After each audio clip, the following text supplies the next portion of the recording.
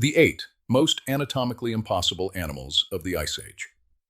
These are not movie monsters. They are not documentary exaggerations. Every creature on this list has a catalogued skeleton, a peer-reviewed name, and a drawer in a museum somewhere with its bones inside. And yet, we're about to show you a lineup so strange that if we told you it came from a screenwriter's notebook instead of the fossil record, you'd probably believe us. The Ice Age didn't just give us mammoths and saber-toothed cats. It ran an entirely different experiment on the side, one where evolution seemed to be improvising, bolting parts together that shouldn't belong on the same animal. A rodent built like a bear, a tail turned into a spiked club, a rhinoceros with one horn the length of a spear. We've spent the last few years collecting the strangest confirmed animals of the Pleistocene, and by the end of this list, you'll meet a predator so badly proportioned that the paleontologists who study it still argue about how it managed to move. They've called it, in print, anatomically absurd. That's not us talking. That's science talking. So here's the real question this list is going to force you to sit with. How far can evolution stretch the shape of an animal before it stops looking real? And what happens to a body that extreme when the world it was built for disappears? Let's start with something that looks almost cute. Almost. Number 8. Picture a lake in what is now Ohio, somewhere around 15,000 years ago. Something surfaces near the reeds, low, thick-bodied, the size of a black bear, and when it opens its mouth, the teeth inside are nearly 6 inches long, curved like small scimitars, and stained the deep orange of iron-rich enamel. Meet Casteroides, the giant beaver. It lived across North America through the Pleistocene, from Florida up into the Yukon, wherever glacial lakes and marshes gave it room to swim. An adult could reach over 7 feet long and weigh close to 200 pounds. Think less large dog and more a beaver stretched until it matches a grizzly's little cousin. Its front teeth, unlike a modern beaver's chisel-sharp incisors, were rounded and blunt, more like tusks than woodworking tools. Therefore, most researchers now believe Casteroides didn't chew down trees or build dams at all. Its bulk came from a diet of soft aquatic plants, not lumber. So why is a giant vegetarian rodent on a list about bizarre anatomy? Because those teeth almost certainly weren't for eating. Here's where it gets strange. Wear patterns and jaw mechanics suggest the incisors may have functioned more like display weapons or digging tools, closer to a walrus's tusks than a beaver's saw. A rodent, built like a bear, wielding teeth borrowed from an entirely different survival strategy. But let's not get carried away. The giant tusked predator beaver theory some early illustrations loved is not supported. Every stomach content and toothwear study still points to a slow, plant-eating giant, not a monster. Still, the mystery of why it needed teeth that size, if not for cutting wood, remains genuinely unresolved. When the last Ice Age lakes drained and the wetlands shrank around 11,000 years ago, Casteroides lost its entire world at once. A body built for a landscape of ice-fed swamps had nowhere left to swim. If a 15-foot swimming rodent unsettles you, wait until you meet the animal that turned its own tail into a weapon. Number 7. Now imagine the pampas of Argentina, roughly 10,000 years ago, and the sound of something dragging behind an armored body. Not a tail exactly, more like someone had welded a spiked mace onto a car bumper and strapped it to a spine.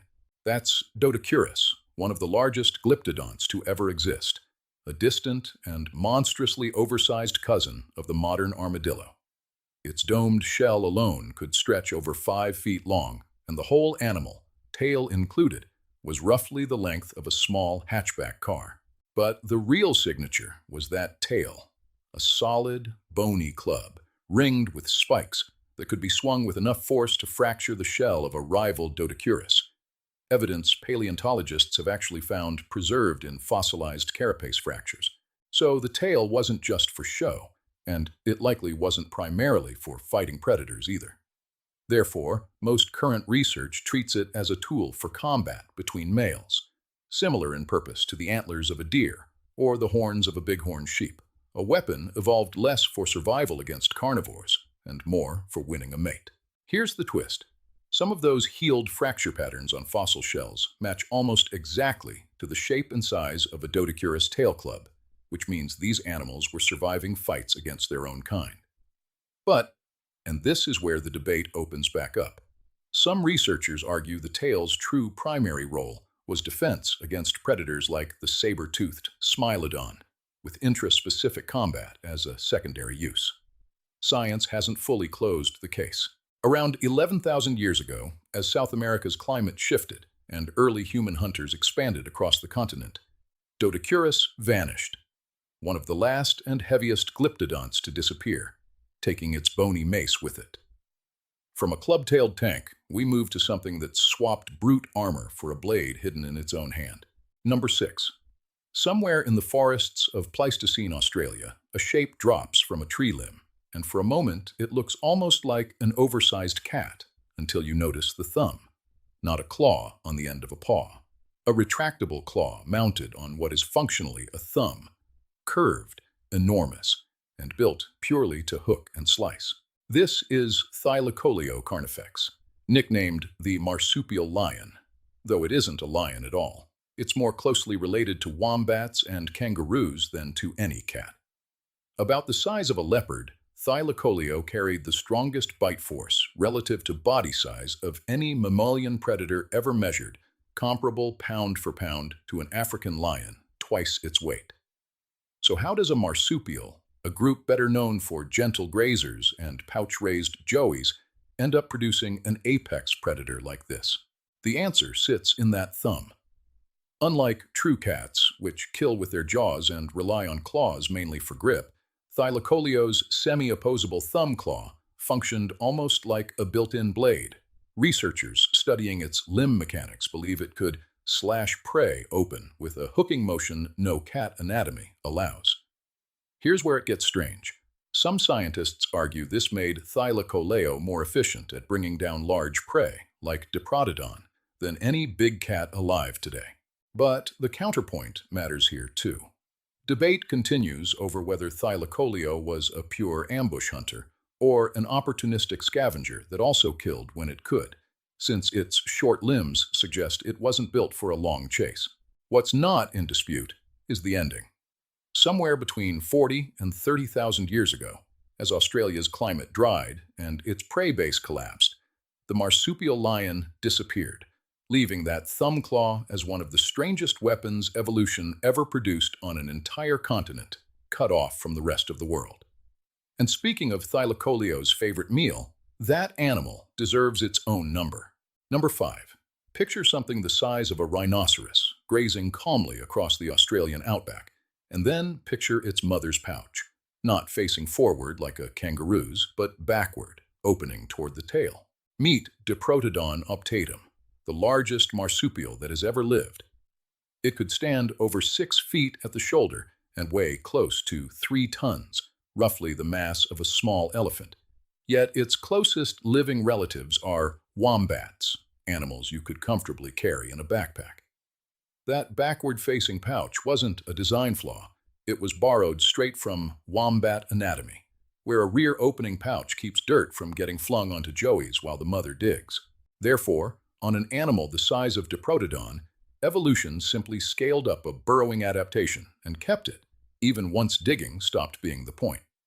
Here's the twist. Cave and lakebed sites across Australia have preserved fossilized Diprotodon trackways, including juvenile prints walking alongside adults, giving researchers something rare, direct evidence of family groups moving together, almost like elephant herds, tens of thousands of years before anyone was around to film it. But the ending of Diprotodon's story is one of the most contested arguments in all of megafauna extinction research. Some scientists point to Australia's increasing aridity around 44,000 years ago. Others point to the near-simultaneous arrival of the first humans on the continent and the possibility of hunting or landscape burning. Still no consensus exists. What's certain is that the giant, wombat-pouched grazer that once dominated the outback is gone, and the debate over exactly who or what ended it is still active in scientific journals today.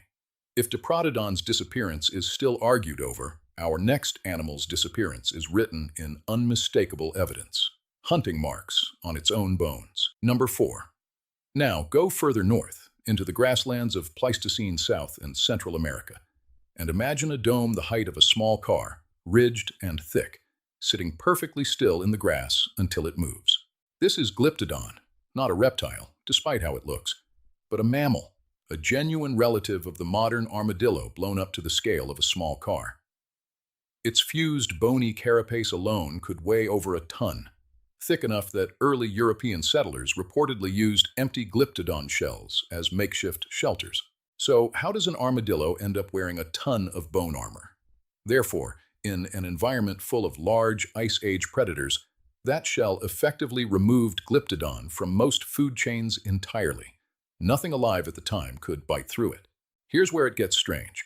Several Glyptodon fossil sites in Argentina show cut marks and fracture patterns on the shell's underside, the one place the armor didn't cover, that match the kind of damage caused by stone tools, not predator teeth. In other words, the one animal in this entire list that evolution had made almost bite-proof still had a weak point, and early humans appear to have found it. The counterpoint is that not every marked shell is conclusively linked to hunting.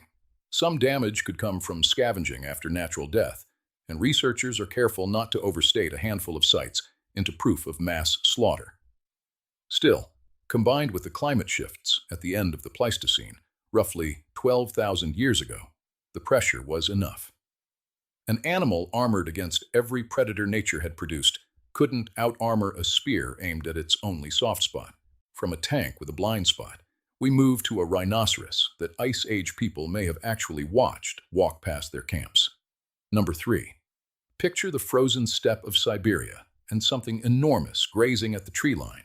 A rhinoceros twice the size of any living today, with a single horn on its forehead so massive it looks less like a nose ornament and more like something out of heraldry. This is Elasmotherium sibericum, sometimes called the Siberian unicorn.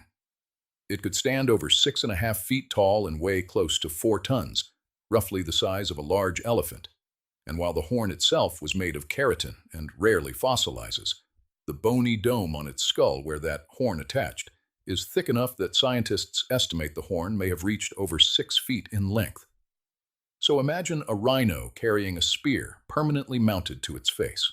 Here's the real twist, and it's a recent one.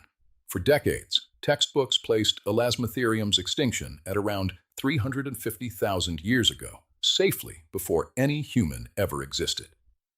But a 2016 study analyzing radiocarbon dates from newly discovered specimens pushed that number forward dramatically, showing the species actually survived until roughly 39,000 years ago. Therefore, the Siberian unicorn wasn't a distant pre-human ghost. It was alive at the same time as early modern humans spreading across Eurasia. The counterpoint keeps this from becoming a simple humans killed the unicorn story. Researchers studying Elasmotherium's teeth found it was a highly specialized grazer, dependent on a very specific type of steppe grassland. As that habitat contracted with the changing Ice Age climate, the species may have been squeezed out regardless of human presence. Still, the overlap in time is enough to make you wonder whether somewhere in Siberia, a human being once looked up and saw a real unicorn cross the horizon. If a horned rhino existing alongside early humans sounds strange, our next animal comes with a body plan that looks like it was assembled from 3 completely different creatures. Number 2. Now travel south to Patagonia, sometime before Charles Darwin himself dug fossils out of these very plains in the 1830s. And imagine an animal grazing with the long legs and slim body of a llama, the curved neck of a camel, and, at the very front, a short, flexible snout that moves like it doesn't belong on any of them. This is Macrauchenia patachonica, a litoptern, a branch of hoofed mammals so unusual that it belongs to no group alive today. It stood roughly the height of a camel, and for over a century after Darwin first described its bones, its retracted nasal opening, positioned unusually high on the skull, closer to the eyes than the mouth, puzzled scientists. Therefore, researchers eventually proposed the same skull feature seen in modern tapirs, whose retracted nasal bones support a short trunk. Macrauchenia, they argued, likely carried a similar fleshy, mobile snout. Here's where it gets strange. That trunk theory isn't unanimous.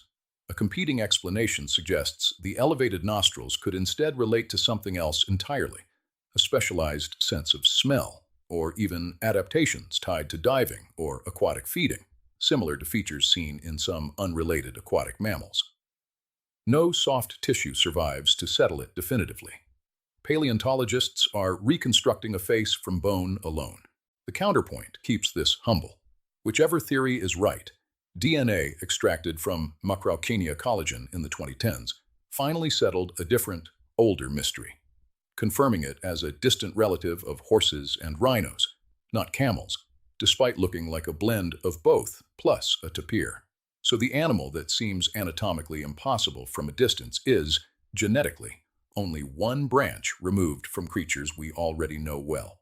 It disappeared around 10,000 years ago, at the same climatic tipping point that erased so much of the Ice Age's strangest lineup, but not before leaving behind the single most debated snout in paleontology. And that brings us to the animal that Argentina's ecosystem, Siberia's unicorn, and Australia's marsupial lion all have to step aside for, the one paleontologists themselves call anatomically absurd. Number 1. Picture North America, somewhere between 50 and 11,000 years ago, and something running across open ground on legs so long that, at a full stride, its shoulder height alone would put it eye to eye with a person standing on a horse. This is Arctodus simus, the short-faced bear, and despite the name pointing at its face, it's the legs that break the scale. Standing on all fours, Arctodus could reach over 5.5 feet at the shoulder. Reared up, some estimates put it at 11 feet tall, tall enough to look into a second-story window. Its limbs were proportioned less like a bear's and more like a large cat's built for running, giving it a body plan so mismatched to any other predator of its size that researchers describing its skeleton have used the word absurd in print. A bear with the leg architecture of a sprinter and the raw mass of an animal 3 times a grizzly's weight. So why build a predator this disproportionate? Therefore, most researchers link it directly to Arctodus's likely hunting strategy. Rather than stalking prey like a typical bear, its long legs suggest it may have covered ground quickly to run down or intimidate other predators off their kills, functioning as much as an opportunistic bully as an active hunter. Here's the twist that keeps this debate alive. Isotope analysis of Arctodus bones shows an almost entirely meat-heavy diet, unusually carnivorous even for a bear, fueling the theory that it needed those long legs to actively chase large Ice Age herbivores across open plains. But the counterpoint is serious. Other biomechanical studies argue that legs built purely for endurance running don't match a body that heavy, and that Arctodus may have instead used its size and speed only in short bursts, more scavenger opportunist than marathon predator.